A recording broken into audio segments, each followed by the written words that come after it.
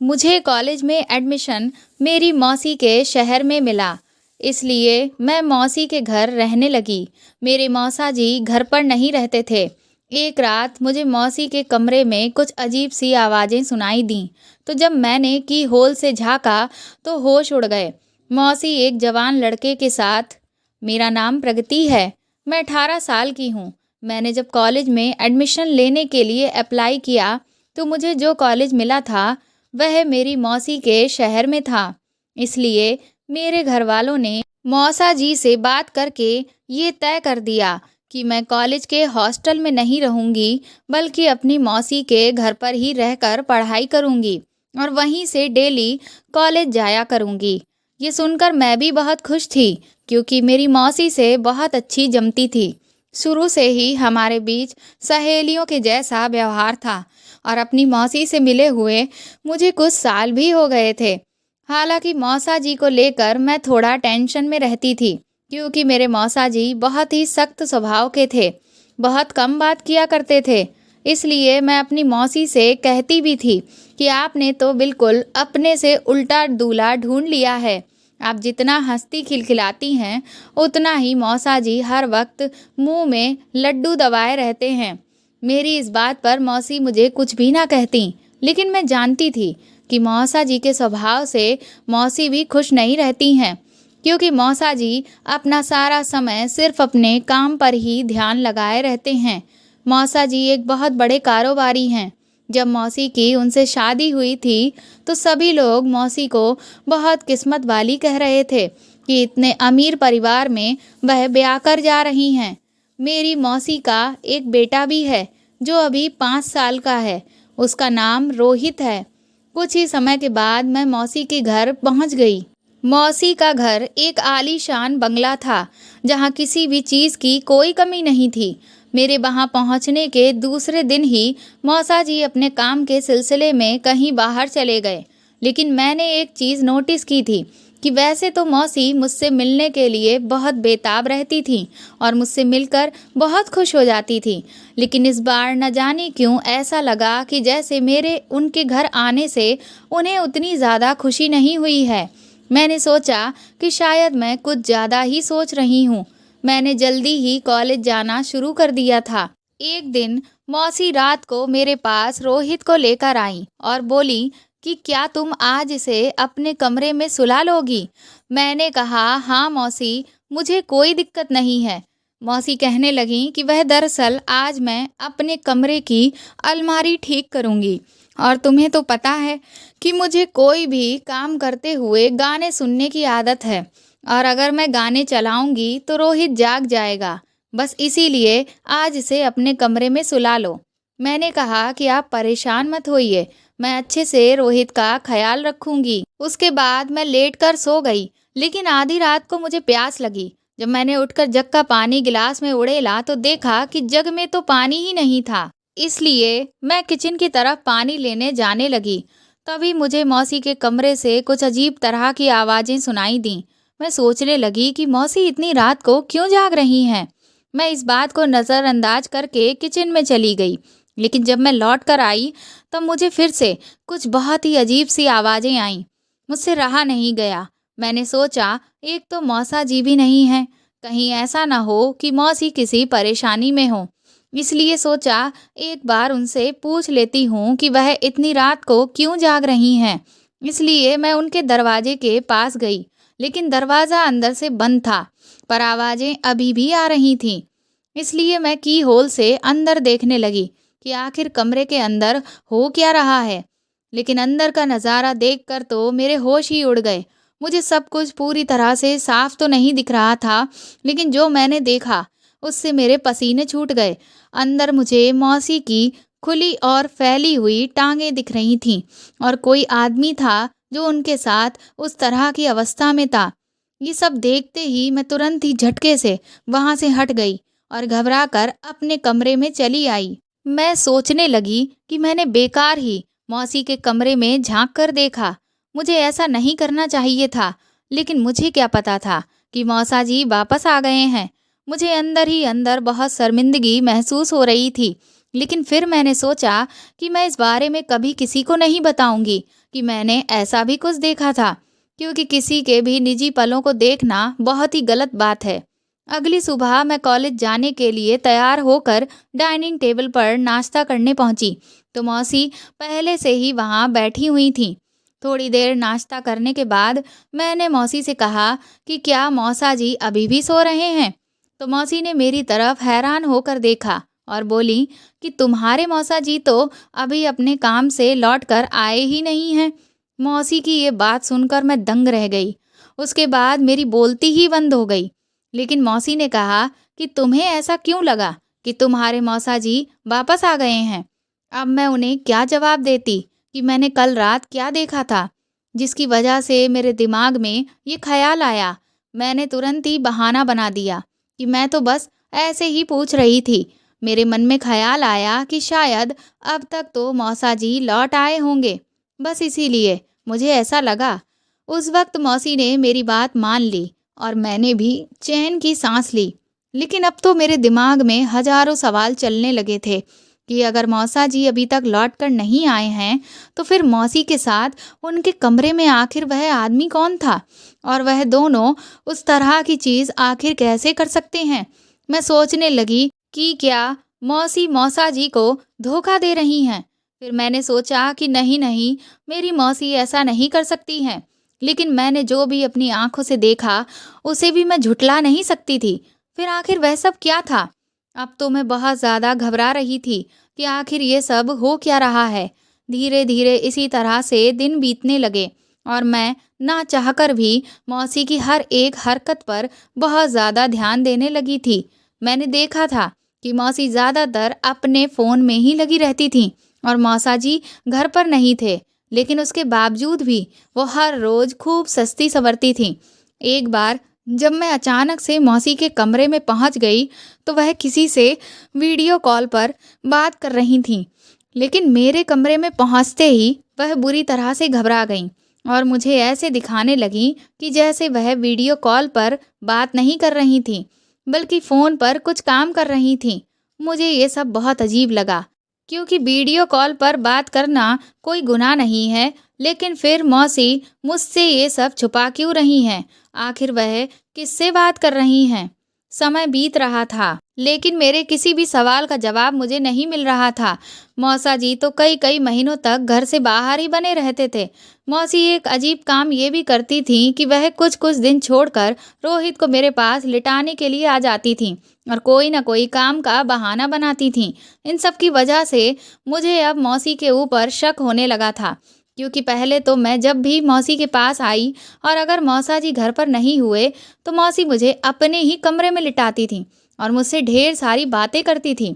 लेकिन इस बार तो उन्होंने मुझे एक बार भी अपने कमरे में लेटने को नहीं कहा था और अब मुझसे बहुत ज़्यादा बात भी नहीं करती थी, बल्कि पूरा टाइम बस फ़ोन पर ही लगी रहती थी। कुछ टाइम बाद मेरे कॉलेज के एग्ज़ाम हो गए और मेरी छुट्टियां शुरू हो गईं, तो मेरी माँ का फ़ोन आया और उन्होंने कहा कि वह लोग नानी के घर जा रहे हैं, इसलिए मैं और मौसी भी वहीं से नानी के घर पहुंच जाऊं। ये बात जब मैंने मौसी को बताई, तो पहले तो वह इनकार करने लगी, लेकिन शाम तक पता नहीं कैसे लेकिन उनका भी जाने का मूड बन गया और अगले दिन ही हम लोग वहां से नानी के घर के लिए निकल लिए। मेरी नानी के यहाँ पर एक बहुत ही प्रसिद्ध और खूबसूरत मंदिर था।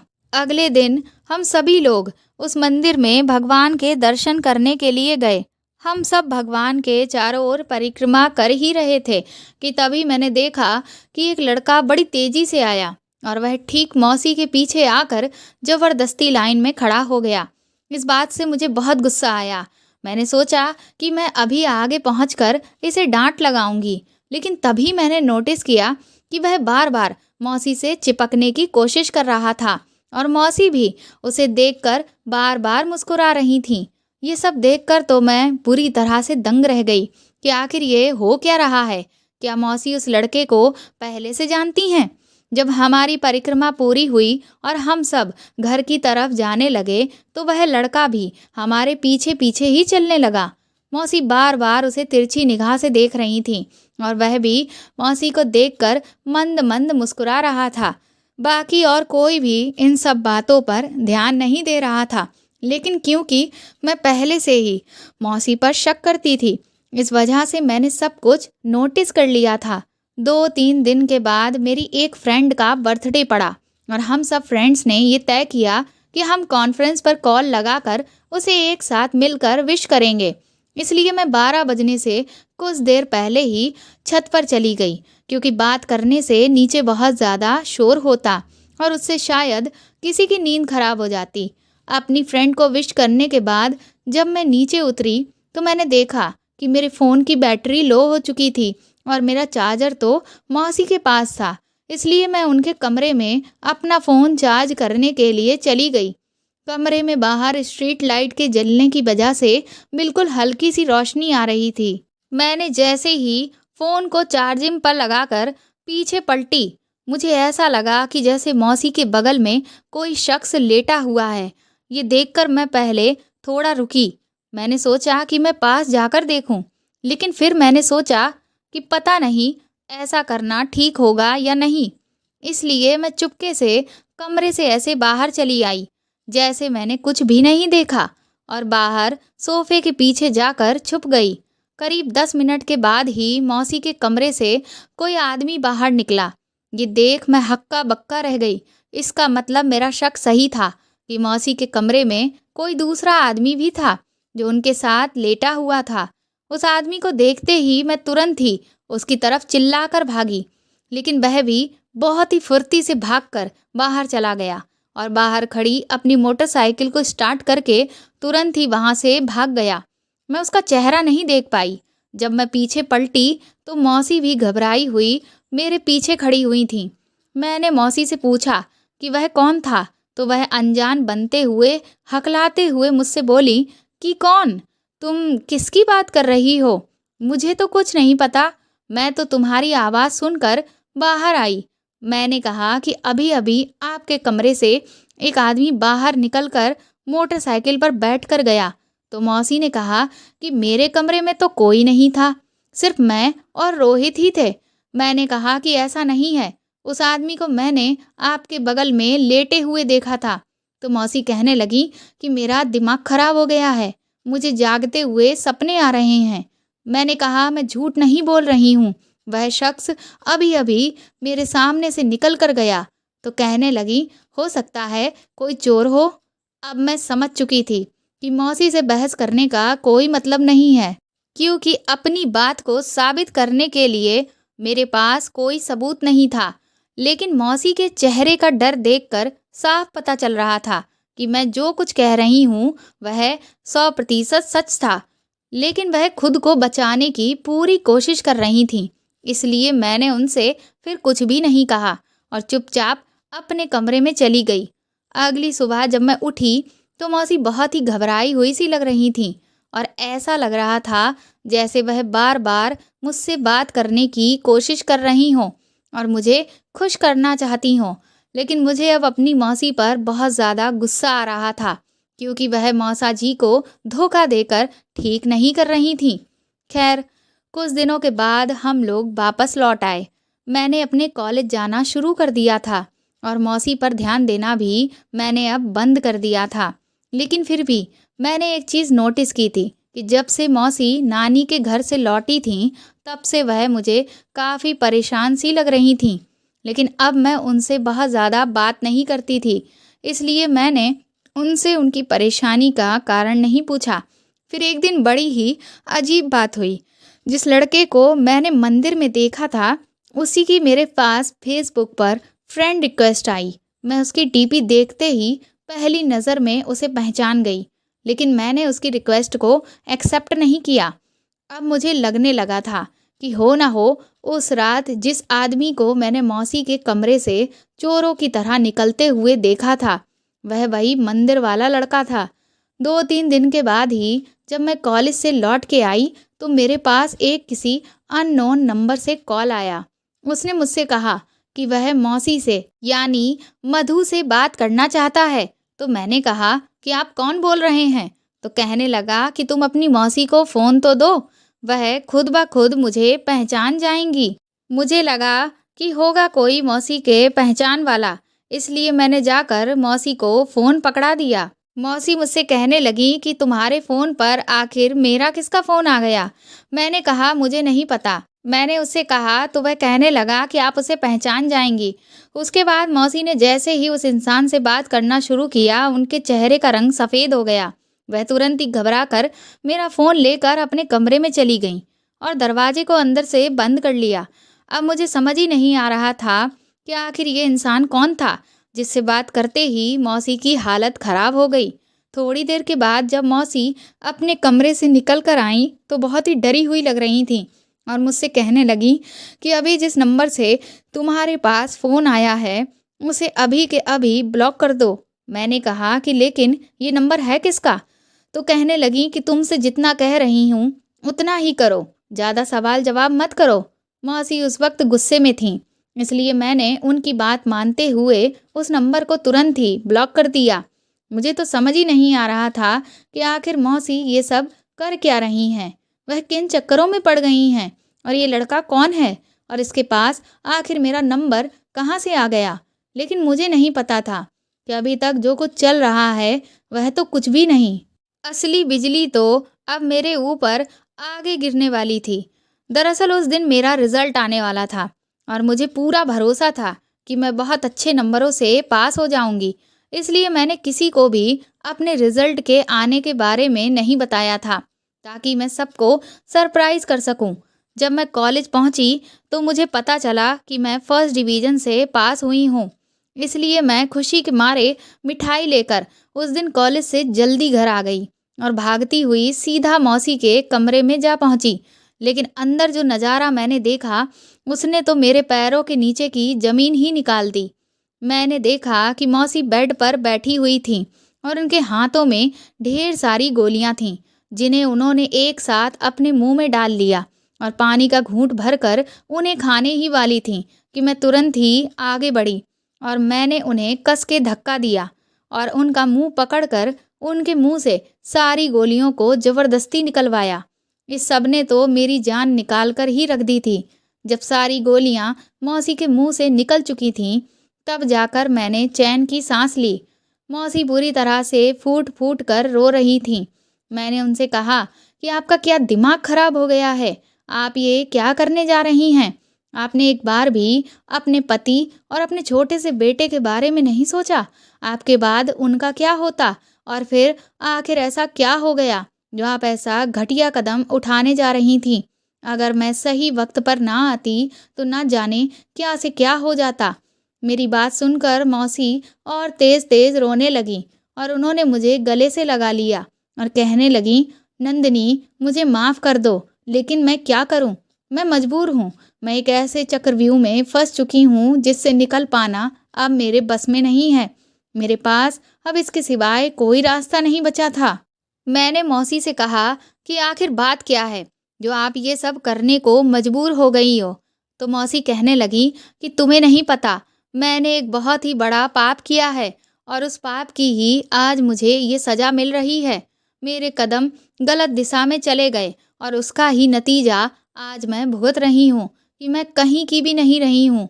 मैंने कहा, आप मुझे साफ साफ क्यों नहीं बताती? पहेलियाँ क्यों बुझा रही हैं? तो मौसी कहने लगी कि मैं तुझे ये सब नहीं बता सकती, क्योंकि मैं वैसे ही अपने किए पर बहुत ज़्यादा शर्मिंदा हूँ। तुझे बताकर और ज़्यादा शर्मिंदा नहीं हो सकती। तूने मुझे बचाकर ठीक नहीं किया। मैं इस ज़िंदगी के काबिल नहीं हूँ। मैंने मौसी से कहा कि आप ऐसी फालतू की बातें क्यों कर रही हैं? ऐसा कुछ भी नहीं है। आप बहुत अच्छी हैं और मेरी एक बात याद रखिए, हम सब इंसान ही हैं और हमसे गलतियाँ हो जाती हैं। अगर आपको किसी का ख्याल नहीं है, तो कम से कम रोहित का ख्याल तो करिए। आप उसकी माँ हैं। वह बेचारा तो अभी कितना छोटा है। क्या आप उससे प्यार नहीं करती? ये सुनकर मौसी और भी ज़्यादा रोने लगी। फिर बोली, नंदिनी, लेकिन अब मैं जिस परेशानी में फंस चुकी हूँ, उससे मैं अब निकल नहीं सकती। मैंने कहा कि दुनिया की ऐसी कोई भी मुश्किल नहीं है जिसका कोई हल ना हो। आप एक बार मुझे अपनी परेशानी बताकर तो देखिए। मौसी ने कहा, ठीक है, मैं तुम्हें सब बताऊंगी, लेकिन वादा करो तुम्हारे मौसा को इस सब के बारे में किसी भी हाल में पता नहीं चलना चाहिए। मैंने कहा, आप बेफिक्र रहिए, मैं किसी से कुछ नहीं कहूँगी। उसके बाद मौसी ने मुझे जो कुछ बताया उसे सुनकर तो मेरे ऊपर ऐसा लग रहा था जैसे एक के बाद एक बिजली ही गिरती चली जा रही थी। मौसी बोली कि तुझे तो ये अच्छे से पता है कि तेरे मौसा जी बहुत ही सख्त मिजाज के हैं और उन्हें अपने काम के आगे कुछ भी दिखाई नहीं देता। मैंने हमेशा से एक ऐसा पति चाहा था जो मुझे खूब प्यार करे। मैं उसके लिए तैयार हूँ तो वह मेरी तारीफ करे। लेकिन तेरे मौसा जी ने शादी के बाद कभी भी मुझ पर ध्यान ही नहीं दिया। मैं चाहे कितना भी अच्छा श्रृंगार कर लूँ, चाहे कुछ भी कर लूँ, लेकिन उन्होंने कभी भी नज़र भर कर मुझे नहीं देखा। मैं हमेशा उनके प्यार को पाने के लिए तड़पती रही, पर उन्हें कभी भी मेरी कदर नहीं हुई। इस वजह से न जाने कब धीरे धीरे मेरे और उनके बीच दूरियां बढ़ती चली गईं और हम दोनों सिर्फ दुनिया को दिखाने के लिए ही एक पति पत्नी बनकर रह गए। मुझे अपनी ज़िंदगी में बहुत ज़्यादा अकेलापन महसूस होने लगा था। जब भी मैं अपनी सहेलियों के मुंह से उनके पतियों के बारे में सुनती कि इस बार एनिवर्सरी पर या करवा चौथ पर उनके पतियों ने उन्हें इस तरह का गिफ्ट दिया, या जब वह तैयार हुई तो उनके पति उनकी इतनी तारीफ़ें कर रहे थे, या वो अपने पति के साथ यहाँ घूमने गईं, वहाँ घूमने गईं, तो मुझे बहुत ही जलन महसूस होती। मुझे यह कमी हर वक्त अपने जीवन में महसूस होती रहती। ऐसा नहीं है कि मैंने अपनी तरफ से अपने मन की बात तेरे मौसा जी को समझाने की कोशिश नहीं की, लेकिन मुझे उनकी तरफ से हमेशा यही सुनने को मिला कि ये सब चोचलेबाजी मुझे नहीं पसंद। चुपचाप गृहस्थी पर ध्यान दो और बच्चे को संभालो। क्या पति पत्नी के बीच सिर्फ यही सब होता है? प्यार की, मनुहार की कोई जगह नहीं होती। इस सब की वजह से धीरे धीरे मैं बहुत ज़्यादा उदास रहने लगी थी कि एक दिन मेरी एक सहेली मुझसे मिलने के लिए घर आई और उसने मुझे फेसबुक के बारे में बताया। उसने कहा कि आजकल तो लोग फेसबुक पर नए नए लोगों से दोस्ती करते हैं और अपना समय बिताते हैं, और ऐसा नहीं है कि तुम सिर्फ नए लोगों से जुड़ सकती हो, बल्कि अपने पहचान के लोगों से भी फेसबुक के ज़रिए जुड़ी रह सकती हो। फेसबुक पर अपनी तस्वीर साझा कर सकती हो और अगर उनसे बात करना चाहो तो उसकी भी सुविधा फेसबुक पर होती है। उसने तुरंत ही मेरी फेसबुक पर एक आईडी बनाकर तैयार कर दी, लेकिन मुझे उस समय कोई खास रुचि नहीं आ रही थी। शाम को ही मेरे फ़ोन पर फेसबुक के नोटिफिकेशन की रिंगटोन बजी। मैंने जब देखा तो किसी एक लड़के की फ्रेंड रिक्वेस्ट पड़ी हुई थी। मैंने उसे देखकर नज़रअंदाज कर दिया। जब रात को मैं सारा काम निपटा कर फ़ोन लेकर बैठी तो मैंने देखा कि उस लड़के ने मुझे बहुत सारे फेसबुक पर मैसेज कर रखे थे, जिसमें उसने लिखा था कि मैडम, आप रिक्वेस्ट एक्सेप्ट करने में इतनी देर क्यों लगा रही हैं? क्या आपको मुझसे दोस्ती करने में रुचि नहीं है, या फिर आप भाव खा रही हैं? मैंने उसके इस मैसेज को पढ़कर भी उनका कोई रिप्लाई नहीं दिया। अगले दिन दोपहर को मेरे फ़ोन में जब बहुत सारे नोटिफिकेशन आए तो मैंने फेसबुक को ओपन करके देखा तो उसी लड़के ने मुझे मैसेज कर रखे थे। उसने लिखा था कि अच्छी बात है जो आप मेरी रिक्वेस्ट एक्सेप्ट करने में इतना समय लगा रही हैं। खूबसूरत लोगों को पूरा हक बनता है कि वह अपने चाहने वालों को इंतज़ार करवाएं।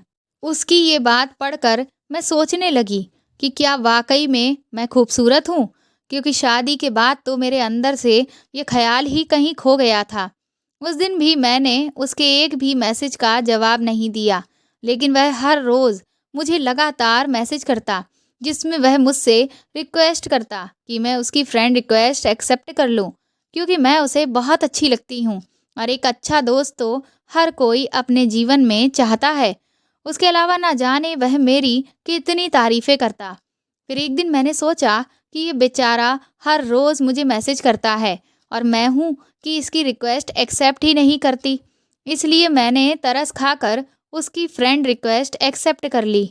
उसका नाम गौरव था। शुरुआत में तो हमारे बीच सिर्फ नॉर्मल ही बातचीत हुई। वह अक्सर मेरी हर बात में तारीफ़ करता और मुझसे कहता कि मैं दिखने में बहुत ही सुंदर हूँ। उसकी बातों में न जाने कौन सा जादू था कि उससे बात करके मुझे धीरे धीरे अच्छा लगने लगा और फिर तो जैसे उसे हर बात बताने की मेरी आदत सी हो गई। उसे ना जाने कैसे मेरे मूड का पता चल जाता था कि कब मैं उदास हूँ या कब मैं परेशान हूँ। वह मेरी बात करने के अंदाज से एक बार में ही मेरे मन की बात समझ लेता था। ये देखकर मैं बहुत हैरान रह जाती थी कि मेरी परेशानी जो मेरे पति सामने हैं, उनको तक नहीं दिख रही, लेकिन ये लड़का जो मुझसे इतनी दूर बैठा हुआ है, मेरे सिर्फ बात करने के अंदाज से ही मेरे मन के सारे हाल बयां कर देता है। अगर कभी मुझे चोट लग जाती तो तुम्हारे मौसा जी को तो मेरे किसी भी दर्द या तकलीफ से कोई फर्क नहीं पड़ता था, लेकिन अगर मैं उसे अपनी तकलीफ के बारे में बताती तो वह बेहाल हो जाता और मुझे बार बार खुद का ख्याल रखने के लिए कहता। इसी बीच करवा चौथ पड़ा और मैं तुम्हारे मौसा जी के लिए बहुत अच्छे से तैयार हुई, लेकिन तुम्हारे मौसा जी से कहने के बावजूद भी वह उस दिन अपने ऑफिस से जल्दी लौट कर नहीं आए। मैं भूखी प्यासी उदास बैठी उनका इंतजार कर रही थी कि इसी बीच उस लड़के का फेसबुक पर वीडियो कॉल आने लगा। मैंने वीडियो कॉल उठाई तो वह खुश होकर मुझसे बोला कि मैं आपको एक बार देखना चाहता था, बस इसीलिए मैंने आपको कॉल किया। मैं जानता हूँ कि इस वक्त आप बिजी होंगी, लेकिन क्या करूँ, मैं अपने मन को समझा ही नहीं पा रहा था। मैंने उससे कहा कि नहीं, मैं इस वक्त बिजी नहीं हूँ। तो कहने लगा, और सर ने आपको करवा चौथ पर क्या गिफ्ट दिया है? उसकी ये बात सुनकर जैसे मेरे दिल में दबा हुआ दर्द मेरी आंखों से बहने लगा। वह मुझे रोता हुआ देखकर बुरी तरह से परेशान हो गया और पूछने लगा कि आखिर बात क्या है। तो मैंने उसे सब कुछ बता दिया कि मैं भूखी प्यासी इनका इंतजार कर रही हूँ, लेकिन ये अभी तक नहीं आए। ये सुनकर वह नाराज होने लगा कि सर को आपकी बिल्कुल कदर ही नहीं है, न जाने कैसे इंसान है वह। मेरी बीवी अगर इतनी सुंदर होती तो मैं तो उसे पलकों पर बिठा कर रखता, लेकिन सर है कि आप पर बिल्कुल ध्यान ही नहीं देते। कम से कम आज के दिन तो उन्हें आपका ख्याल होना चाहिए। आप ना जाने कब से भूखी प्यासी बैठी हैं। वह मुझसे बोला, लेकिन आप अपने मन को उदास मत करिए, मेरी खातिर एक बार मुस्कुरा दीजिए। मैंने उससे कहा कि मेरा अब बिल्कुल भी मुस्कुराने का मन नहीं है। तो कहने लगा कि सच में आज भी सर ने आपका मूड खराब कर दिया। वह बोला, अगर मेरी बीवी होती ना तो करवा चौथ के दिन तो मैं भी उसके लिए व्रत रखता और ढेर सारे गिफ्ट्स भी ला कर देता। मैंने उसे कहा, तुम तो बड़े ही रोमांटिक पति हो। तो कहने लगा, और क्या, आपने मुझे क्या समझ रखा है, मैं आपके सर की तरह थोड़ी ना हूँ। फिर वह मुझे शरारत भरे लहजे में बोला कि इसीलिए तो मैंने आपको कॉल किया। मैंने सोचा कि हर कोई उस चांद को देख रहा है, तो मैं भी तो अपने चांद को देख लूं। उसकी ये बात सुनकर न जाने क्यों लेकिन मेरे चेहरे पर मुस्कुराहट आ गई और वह भी खुश होकर बोला, अरे वाह, मेरा चांद मुस्कुराते हुए कितना हसीन लग रहा है। मैंने उसे डांटते हुए कहा कि तुम मुझसे इस तरह की बातें मत किया करो। तो कहने लगा, क्यों, क्या आपको मेरी ये बातें अच्छी नहीं लगती? मैंने कहा, हाँ, क्योंकि तुम मुझसे बहुत छोटे हो। तो कहने लगा कि छोटा बड़ा क्या होता है, पसंद तो आखिर पसंद ही होती है। मैंने उसे समझाने की बहुत कोशिश की, लेकिन वह मेरी बात मान ही नहीं रहा था और फिर उसने मुझे प्रपोज कर दिया, जिसे सुनकर मेरे होश ही उड़ गए। मुझे उस वक्त समझ ही नहीं आया कि आखिर ये अचानक से क्या हो गया। वह कहने लगा कि वह मुझे दिलो जान से चाहता है और मुझे तुम्हारे मौसा जी को छोड़ने के लिए कहने लगा। मैंने उससे कहा कि तुम मुझे गलत समझ रहे हो। तो बोला कि आखिर इस सब में बुराई ही क्या है, मैं आपको सच्चे दिल से प्यार करता हूँ और आप भी मुझे।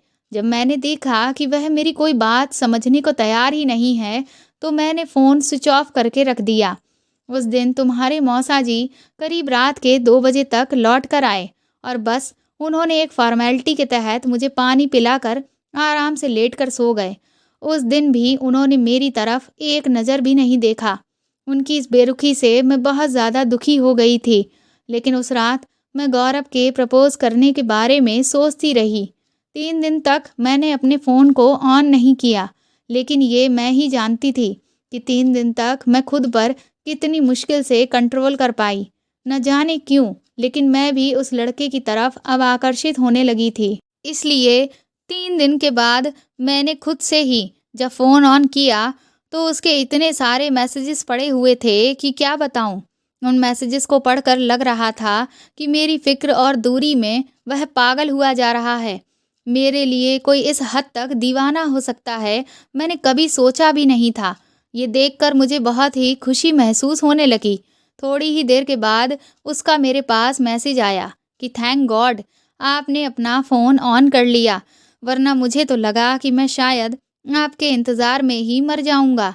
मैंने उससे कहा कि तुम ऐसी बातें क्यों कर रहे हो? उस दिन के बाद से हमारे बीच बातचीत का जो तरीका था, वह बिल्कुल ही बदल गया था। मुझे वह अब पसंद आने लगा था और मुझे भी ये लगने लगा कि तुम्हारे मौसा जी के साथ रहकर मैं कभी खुश नहीं रह पाऊँगी। इसलिए मैं भी उसकी तरफ खिंचती चली गई। उसने मुझे अपने बारे में सब कुछ बता दिया था और मेरे बारे में भी सब कुछ जान लिया था। इसीलिए एक दिन अचानक ही वह मेरे घर आ गया। उसे देख कर के मैं बुरी तरह से घबरा गई, लेकिन गनीमत ये थी कि उस दिन तुम्हारे मौसा जी घर पर नहीं थे। हमने साथ में बहुत अच्छा समय बिताया। मुझे जो खुशी उसके साथ मिली थी, वह इससे पहले कभी नहीं मिली। फिर तो वह अक्सर ही घर आने लगा और हमने अपनी हदें पार कर दीं। जब हम लोग नानी के घर गए थे, तो वहाँ मंदिर में भगवान के दर्शन के वक्त भी वह मुझे वहाँ पर मिलने आया था और जिस इंसान को रात को तुमने कमरे से बाहर निकलते देखा था, वह और कोई नहीं, वही था। मैं पूरी तरह से उसके प्यार में पड़ चुकी थी और उससे शादी करने का मन बना चुकी थी। लेकिन मुझे नहीं पता था कि वह एक बहुत बड़ा धोखेबाज है। इस सब के बीच वह मुझसे थोड़े बहुत पैसे भी लेता रहता था। मैं भी उसके प्यार में थी, इसलिए कभी उससे कोई सवाल नहीं किया। लेकिन जब मैं तुम्हारी नानी के घर से लौट के आई, तो उसने मेरे सामने जो शर्त रख दी, उसे सुनकर तो मैं दंग रह गई। मैंने मौसी से कहा कि आखिर उसने ऐसी कौन सी शर्त रख दी? तो मौसी ने कहा कि अब वह जो कुछ अभी तक मेरे साथ करता आया था, वही सब तुम्हारे साथ करना चाहता है। ये सुनकर तो मेरे होश ही उड़ गए। मौसी ने कहा कि मैंने जब उसे खरी खोटी सुनाई और उससे कहा कि आज के बाद वह मुझे फ़ोन ना करे, तो उसने ना जाने कहाँ से तुम्हारा नंबर निकाल लिया और तुम्हारे फ़ोन पर फ़ोन कर दिया। मुझे लगा था कि मैं अपना फ़ोन अगर स्विच ऑफ रखूँगी तो मेरा उससे पीछा छूट जाएगा, लेकिन मैं गलत थी। उसने मुझसे कहा है कि अगर मैंने तुम्हें उसके पास नहीं भेजा, तो वह मेरी और उसकी अभी तक जो भी बातें हुई हैं और जो वीडियो कॉल्स हुए हैं, उन सब की रिकॉर्डिंग उसके पास है और वह उन्हें मेरे पति को दिखा देगा। इसीलिए मैं तुमसे कह रही थी कि मेरे पास अब कोई भी रास्ता नहीं बचा है, सिवाय खुद को ख़त्म कर लेने के, क्योंकि मैं तुम्हें इस दलदल में नहीं धकेल सकती। लेकिन अगर मैं ऐसा नहीं करती हूँ, तो वह मेरी बसी बसाई गृहस्थी को उजाड़ देगा। मैंने उसकी चिकनी चुपड़ी बातों में आकर खुद ही अपने पैरों पर कुल्हाड़ी मार ली और सब कुछ बर्बाद कर लिया। मौसी की बात सुनकर मैंने उनसे कहा कि आप फ़िक्र मत करिए, हमें ठंडे दिमाग से सोचने की ज़रूरत है। कुछ देर तक सोचने के बाद मैंने मौसी से पूछा कि जिस तरह से उसे आपका एड्रेस पता है, इस तरह से क्या आपको भी उसका एड्रेस पता है? तो मौसी ने कहा कि हाँ, उसने मुझे अपना पता बताया था। मैंने कहा तो फिर ठीक है, हम दोनों कल सुबह ही उसके घर के लिए निकलेंगे। जब उसकी सारी हरकतें उसके घरवालों के सामने खुलकर आएंगी, तब तो उसे अपनी करतूत से पीछे हटना ही होगा। मेरी बात सुनकर मौसी बहुत खुश हो गईं और उन्होंने मुझे गले से लगा लिया। अगले दिन ही मैं और मौसी गौरव के घर पर पहुंच चुके थे, लेकिन वहां जाकर जो हमें पता चला, उससे तो हमें ऐसा लगा जैसे हमारे सारे रास्ते बंद हो गए हैं। गौरव के पापा ने बताया कि उन्होंने कुछ साल पहले अपने बेटे से सारे रिश्ते खत्म कर दिए, क्योंकि उसकी हरकतें बहुत ही गिरती चली जा रही थीं। वह ना जाने कितनी औरतों को अपने प्यार के जाल में फंसाकर उनसे पैसे ऐंठता था, जिसकी वजह से कई औरतों ने उस पर पुलिस केस दर्ज करवा दिए थे, जिससे हमारी बहुत बदनामी हो रही थी और हम लोग भी उसकी इन सब हरकतों से तंग आ चुके थे। अब वह 3 साल से कहाँ है, हमें नहीं पता। ये सब सुनकर तो हम निराश होकर वापस घर लौट आए। इसके बाद शाम को उस लड़के का एक बार फिर से मौसी को फ़ोन आने लगा और वह अपनी वही मांग मौसी के सामने रखने लगा। मौसी बेचारी उसके सामने फूट फूट कर रोने लगी और गिड़गिड़ाने लगी कि वह उन्हें छोड़ दे, लेकिन वह था कि मानने को तैयार ही नहीं था।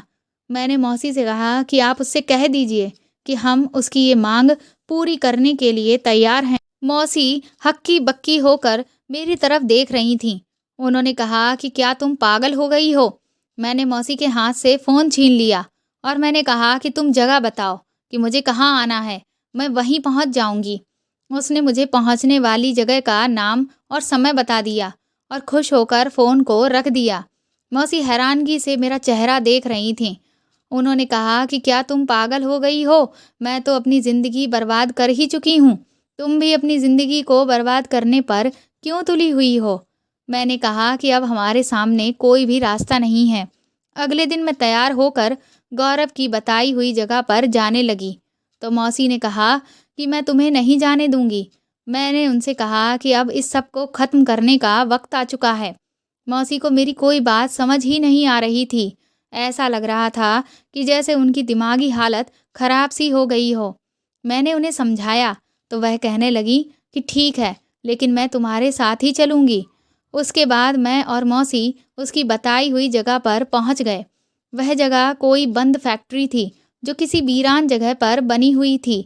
जब उस लड़के ने मुझे और मौसी को साथ में देखा, तो उसने मौसी से कहा कि अभी उसे सिर्फ़ मुझसे काम है, इसीलिए मौसी वहाँ से चली जाएँ। लेकिन मौसी ने वहाँ से जाने से साफ इनकार कर दिया। तभी उसने मौसी को धमकाते हुए कहा कि अगर उन्होंने उसकी बात नहीं मानी, तो वह अभी के अभी उसके और मौसी के बीच की सारी चीज़ों के बारे में मौसा जी को बता देगा। ये सुनकर एक बार मौसी फिर से घबरा गईं और वहाँ से जाने लगीं। तभी वह मेरे साथ अपने इरादों को पूरा करने के लिए हावी होने लगा। मैंने उसके गाल पर खींचकर एक तमाचा मारा, तो वह बुरी तरह से बौखला गया और मेरे साथ ज़बरदस्ती करने लगा कि तभी वहाँ पर पीछे से पुलिस आ गई। पुलिस को देखकर वह बुरी तरह से हड़बड़ा गया। मौसी भी हैरानगी से सब कुछ देख रही थीं।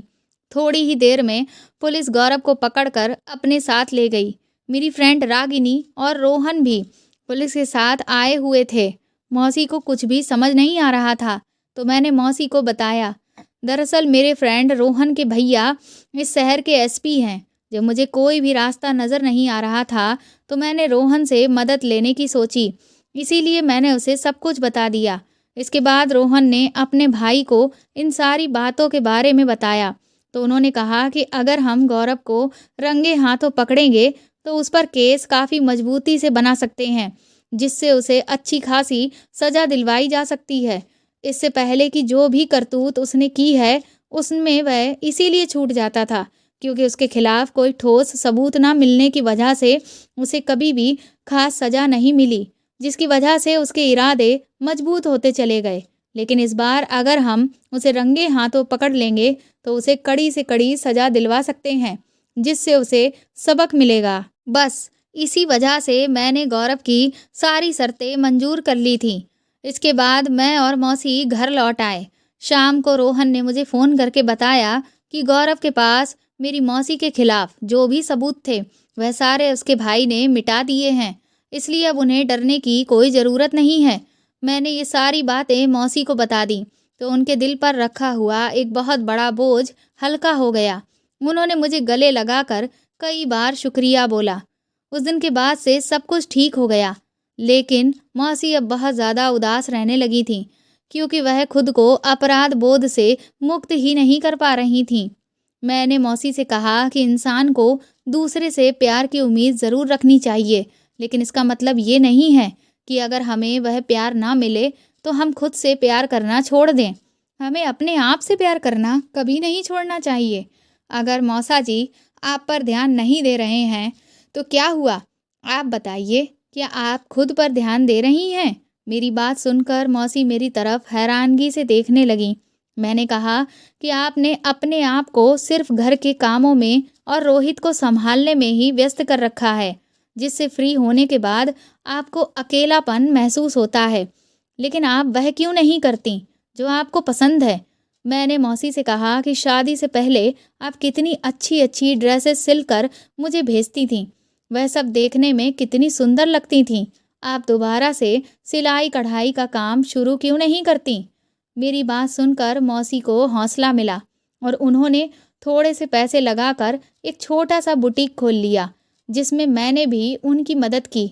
कुछ ही दिनों में उनके हाथों की बनी हुई खूबसूरत पोशाकें शहर के लोगों को बहुत ज़्यादा पसंद आने लगीं। जब मौसी अपने खुद के पैसे कमाने लगी, तो उनके चेहरे पर जो आत्मविश्वास की चमक थी, वह देखने के काबिल थी।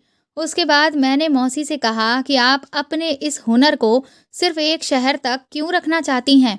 आप अपने हुनर की वीडियो बनाकर यूट्यूब पर डालिए, फिर देखिए लोग आपके काम को कितना सराहेंगे। सोशल मीडिया के एक नए प्लेटफॉर्म का नाम सुनकर मौसी बुरी तरह से घबरा गईं और मुझसे कहने लगी कि अब मुझे सोशल मीडिया से बहुत ज़्यादा डर लगने लगा है, क्योंकि उसकी वजह से मैं कितनी बड़ी मुसीबत में फंस चुकी हूँ। इसलिए अब मैं उस सब में दोबारा नहीं पड़ना चाहती।